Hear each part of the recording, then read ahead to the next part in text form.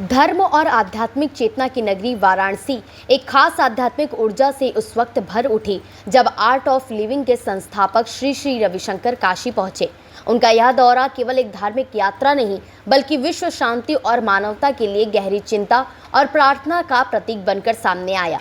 Babatpur airport से काशी विश्वनाथ धाम पहुंचे श्री श्री रविशंकर का आगमन पूरी तरह वीवीआईपी प्रोटोकॉल के तहत हुआ। उन्होंने करीब आधे घंटे तक विधि विधान से महादेव की पूजा अर्चना की। काशी प्रवास के दौरान वह सिगरा स्थित रुद्राक्ष कन्वेंशन सेंटर पहुंचे। श्री श्री रविशंकर ने रुद्राक्ष कन्वेंशन सेंटर में आयोजित एक निजी सत्संग कार्यक्रम में हिस्सा लिया।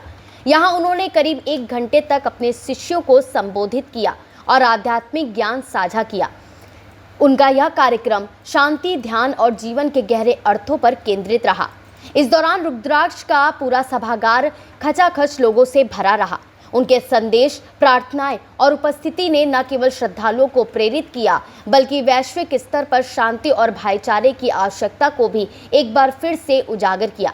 सत्संग के बाद वे वाराणसी से रवाना हो गए। व्यक्ति ध्यान करता है, उसके भीतर से जो पॉजिटिव एनर्जी तरंग निकलती है वो लोगों के मन पर असर करता है।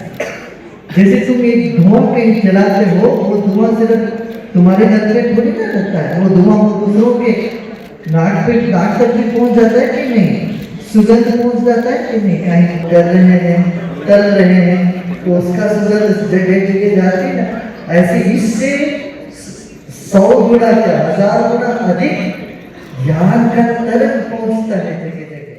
इस दौरान मीडिया से बातचीत में श्री श्री रविशंकर ने दुनिया में बढ़ते युद्ध और तनावपूर्ण हालात पर गहरी चिंता व्यक्त की। उन्होंने ईरान और इजरायल के बीच जारी संघर्ष का जिक्र करते हुए कहा कि वर्तमान समय में पूरी मानवता भय और अस्थिरता के दौर से गुजर रही है। उन्होंने कहा कि मैंने भोलेनाथ से यही प्रार्थना की है कि पूरी दुनिया में शांति बनी रहे और भारत तेजी से प्रगति करता रहे, इसके साथ ही भाईचारा बना रहे। बता दें कि श्री श्री रविशंकर का यह काशी दौरा केवल दर्शन तक सीमित नहीं रहा बल्कि गहन ध्यान, शिव की आराधना और आध्यात्मिक ऊर्जा का भी केंद्र बना रहा। ये विश्वनाथ के पास आए, विश्वनाथ से प्रार्थना करते हैं कि विश्व में शांति बने रहे, भाईचारा बने रहे। ये युद्ध हो रहा है, ये युद्ध बड़ा भीकर युद्ध है, पूरे दुनिया इससे त्राही त्राही मच रही है दुनिया में।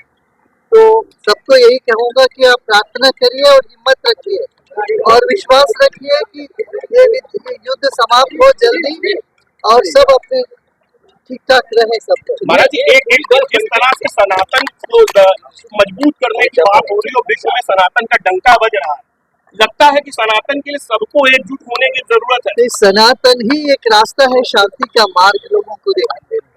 वो कसी पर शंकराचार्य आए हैं, उनका समर्थन करते हैं।